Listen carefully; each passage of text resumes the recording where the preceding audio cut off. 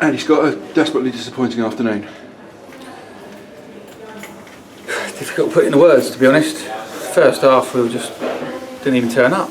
Didn't turn up against the side, you know. The tempo wasn't there, the energy wasn't there, we passed it too slow. You know, we didn't anticipate things, and that's what you get. You know, they thought they could turn up. Warned them about it. We told them before the game. I don't know how many times I've got to say the same thing. Not good enough all around.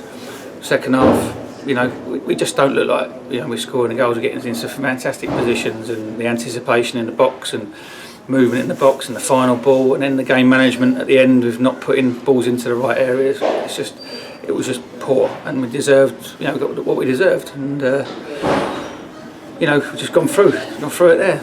When we don't do things right, you don't get results, and it doesn't matter who you play against, you don't get results, and that's what happened today.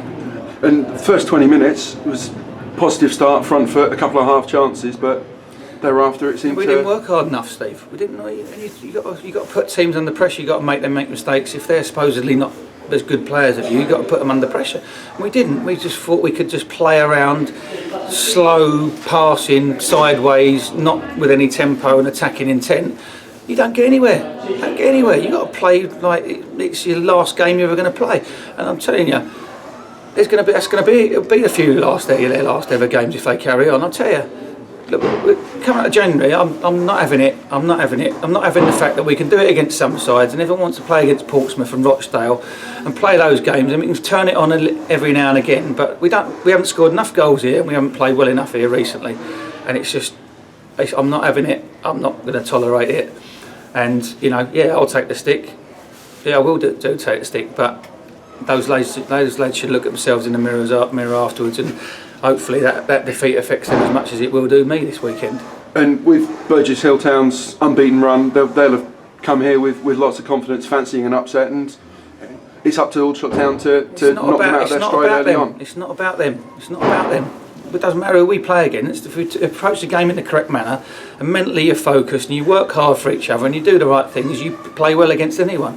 And if you don't do that, it doesn't matter who you're playing against. They're gonna give you problems, and you know, the goals come from a set piece where, you know, Mark Phillips hasn't marked his man and the bloke's scored in front of the goal. You know, again, we've been beaten by a goal that we shouldn't have conceded, and we haven't done well enough. It's just a recurring theme when players don't think they can go and do their own thing. You know, we've got players, you know, trying to turn and run into people and take 4 players on when they've got an easy option where we can move the ball. And then when we didn't pass the ball, we did it too slow. And then we stand still, thinking that, you know, we're going to look a good player. Good players and good teams don't do that, you know. And you look at the best teams and they think that they can play like the best teams. They don't realise that the best teams are the ones that work their socks off, first and foremost. And then they have pride in what they do. And the first half was nowhere near good enough.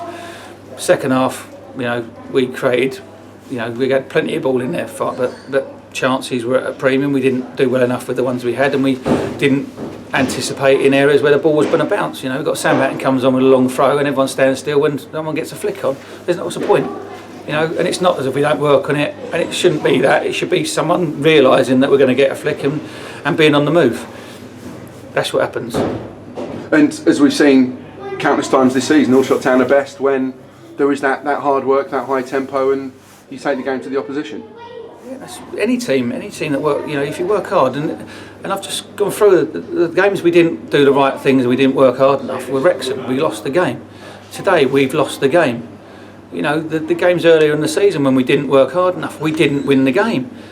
Like, it's a recurring theme. It's no secret. It's no, you know, it's something that's obvious, but it's between their ear holes, and they've approached the game in the wrong manner today.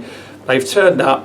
And no matter how much I've gone through, I've prepared exactly right. I went to watch them on Tuesday night. I warned them that they were a good side. I warned them that they had some good players going forward. I warned them that they'd work their socks off. I warned them that they'd be aggressive and they would do what they did. And we didn't take heed of that.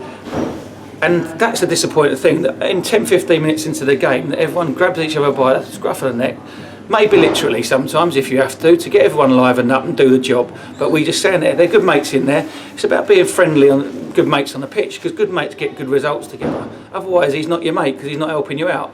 And that's what is frustrating, is that we can go on the pitch and we can do it sometimes, but other times, we just look like 11 individuals wanting to do their own thing, and that's when we're not a good team.